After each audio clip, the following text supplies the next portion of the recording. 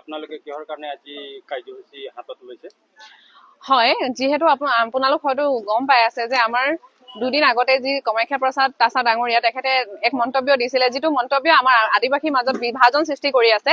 আৰু সেইটো কিন্তু কেতিয়াও হ'ব নোৱাৰে, কাৰণ যিহেতু আমি আদিবাসী সকলোৱে জানো যে ধৰ্ম এটা বেলেগ বস্তু হয় আৰু এটা জনগোষ্ঠী বেলেগ বস্তু হয়। গতিকে আদিবাসী জনজাতি যি আমাৰ আছে, আমাৰ জনজাতিকৰণৰ কাৰণে আমি যিহেতু বহু সময়ৰ পৰা লাগি আছো, আশাই আমাৰ 29 years হৈ গ'ল লাগি আছে জনজাতিকৰণৰ কাৰণে। আৰু এতিয়া তেওঁলোকে যিহেতু এটা পথ পাই পেলাই আমাক নিজৰ মাজতে এটা বিভাজন সৃষ্টি কৰি আছে, তেখেতক সুকিয়াই দিব বিচাৰিছো যে আপুনি যিহেতু নিজে আপুনি এজন আদিবাসী আছে, এইটো আচলতে বহুত লজ্জাজনক কথা। আপুনি নিজে এক বহুত লজ্জিত কাম কৰি আছে। ইয়াৰ ৰিয়েলাইজেশ্যন আপোনাৰ বহুত অতি সোনকালে হৈ যাব, আপুনি চিন্তা কৰিব নালাগে। কিন্তু তেখেতক আৰু এটা কথা ক'ব বিচাৰিছো যে আপুনি যিহেতু ভুলটো কৰি গৈছে, এতিয়া আপুনি আন একো আপোনাৰ উপায় নাই, আপুনি একমাত্ৰ আদিবাসী জনগোষ্ঠীৰ ওচৰত আপুনি ক্ষমা বিচাৰিব লাগিব।